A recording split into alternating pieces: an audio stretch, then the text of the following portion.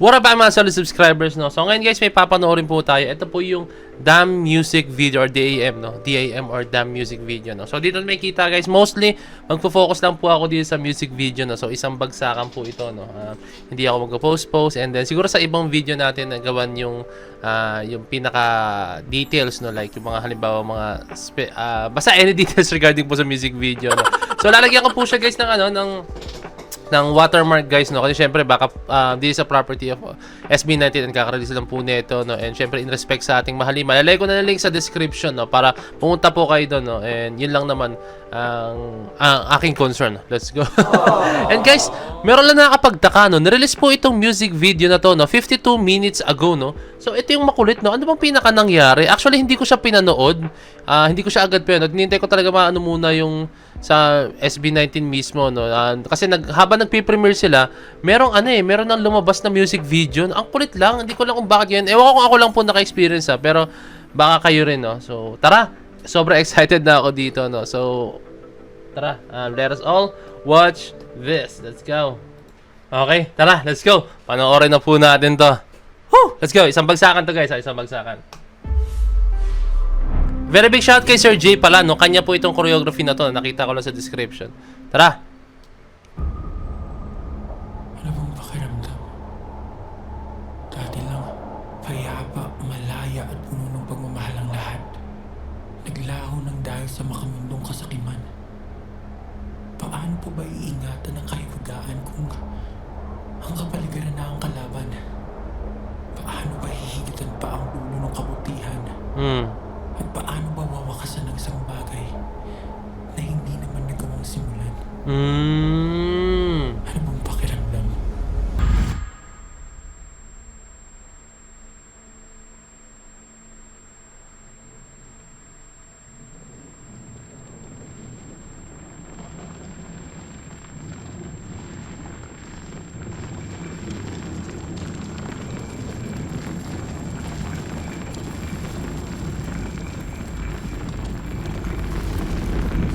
Animation.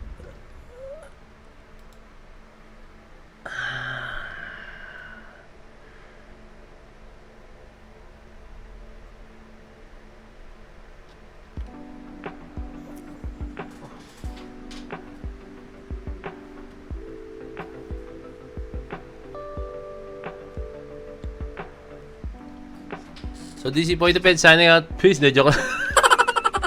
Guys, alam mo yung what? Parang nanonood na. Ayan, ilang beses ko na sinasabi to and I know lahat kayo sasang-ayon. Para akong nanonood ng movie, para po akong nanonood ng isang video na gawa po siya ng na sa Hollywood, no. Kasi guys, nakakasabay na po talaga ang Pinoy ngayon talaga, no. Kahit anong larangan, no. Kaya na pong sumabay ng Pinoy. I think kailangan lang po talaga is mabigay yung tamang credit na kailangan ng mga video editor, which is I think yun yung po yung ginagawa ngayon ng 1C Entertainment, no, na binibigay nila yung enough credit and yung enough na talent fee para po sa ating mga editors, no. Kasi hindi biro po yung ganyang klaseng editing guys, ha. Hindi biro yung ganyan. May nakita lang ako, ayoko na lang dito banggit siguro, no? Basta may nakita ako na merong isang teleserye. May mga teleserye, ayan. May mga teleserye or mga series ako nakikita sa TV or sa Netflix. Basta ayoko na lang banggitin ko ano yung mga shows na yun, no? Kaya pala medyo ganun yung quality ng mga editing nila is isama mo na po dun yung araw-araw na editing ng mga editors and videographers, no? And tapos medyo alam mo na hindi convincing, no? Hindi convincing yung pagkaka-edit, alam niyo na, no? And kaya yung pala ibig sabihin nun is yun nga, gahol sila sa oras sa pag-edit kasi tandaan nyo, it takes time, no? Hindi siya pwedeng basta-bastang kailangan na-edit nyo na to, kailangan bukas meron na. Hindi po pwedeng gano'n. Ang ginawa po nila dito is talagang binigyan nila ng time ng yung editors nila na makapag-edit, binigyan nila ng time and syempre enough na sabihin natin guys, ito pinaka talaga enough na talent fee po talaga, no? Kasi yan po talaga yung isa sa mga pinaka nagiging issue, no? Sasabihin nila ng iba dyan, ay madali, edit lang naman yun. O ano, nagsasuffer yung quality mismo ng video, no? So dito guys, nakikita ko rito maganda po yung tawag dito, yung hindi ko maano yung pinaka way ng ayun na lang siguro no, pinaka way ng pagtrato ng 1Z Entertainment sa mga editors nila, sa mga videographers or sa lahat mo ng staff sa nakapaloob din sa DAM no. Talagang binigyan nila ng enough credit, enough talent fee na kailangan no. Hindi nila tinipid, yun yung pinakamagandang term, hindi nila tinipid no. So ang pinakamaganda nangyari dito, eto, kitang-kita sa music video. Ganito ang isang music video pag hindi po talaga tinipid no. So props po talaga sa 1Z Entertainment. Napakagaling kung paano nila hinandle po yung kanilang crew, sa kanilang mga staff, sa production, lahat, sa choreographers, and sa lahat po nakapaloob dito sa paggawa nito no. Syempre andyan yung mga security, like pag mag-shoot sila no, ibang lugar or makikita mo naman 'di ba, may mga iba't iba po silang mga setting no.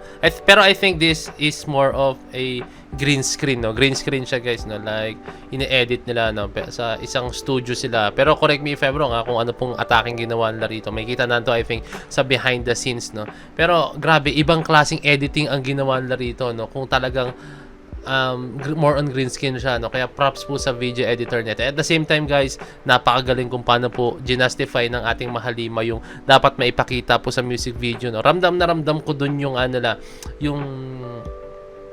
yung binibigay nila talagang effort para maintindihan mismo ng mga tao po talaga kung ano po yung ipaparating na music video no. Although na hindi ko pa siya talaga to the point na inintindi like kung ano yung storya, yung every details about that. I think gagawa natin yun sa mga susunod na video guys. So more on this one, ang in-appreciate ko pa lang po dito is yung quality ng music video and then as a whole no. Hindi ako nag-post dito no.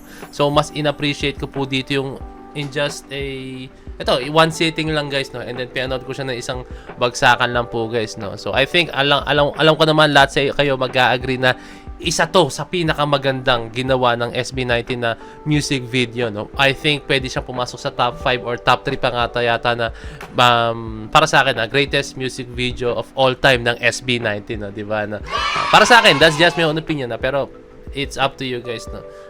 Ayun, ang napakaganda, hindi tinipid. Wow. I hope na magkaroon pa yung mga susunod na po na ng mga ilalabas, ganito rin po yung quality or mahigitan nila no. So ito na, unti-unti na pong lumalabas ang ating Mahalima no. Unti-unti na po sila nagpapakita kung ano yung gusto nilang ipakita sa mga tao, kung ano pong gusto nilang ihandog, kung ano yung gusto nilang ibigay sa mga audience no. So ito na po yung gusto nilang ibigay sa mga audience, yung quality music video no, quality mga projects, quality songs, 'di ba no. So wow, grabe. So props po sa lahat ng sumusuporta sa ating Mahalima no. And ulitin ko lang, naguguluhan ako bakit may ganun talaga kanina no. Na merong nag-release na music video pero nagpe-premiere pa po sila no. So I think technical error yon or what, o hindi nila napansin no. So comment lang kayo down below kung bakit nagkagano no. Pero hindi ko siya ginawa nung agad, like syempre alam mo yun, like hindi ko yun to the point na gumawa na ako ng reaction video bago po habang nag-premiere sila.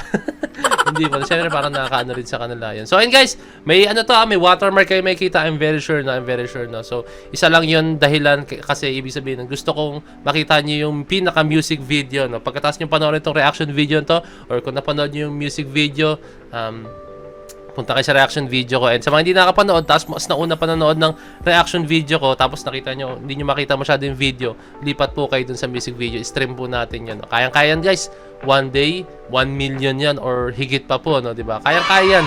Napakaganda ng music video. I think marami po talaga mga platforms ang didiscuss nito, ibibigay nila yung mga thoughts nila regarding po dito sa music video nito, no? Kasi napakaganda po talaga. Quality, check, tapos lahat po talaga lahat. As a whole. Para siyang dark fantasy, no? Parang dark fantasy ng SB19. Ang ganda nito, no? So, ayan. Sa mga susunod na video ulitin ko, panoorin po natin or i-discuss natin yung details about this music video. So, ayun lang guys. Maraming salamat sa panaing video na ulitin ko. Punta lang kayo sa music video ng SB19, no? I-like ko yung description sa baba para i-click nyo yun and then punta kayo doon. Paabuti natin ng 1 million. Okay? So, this is Pwede signing out. Peace.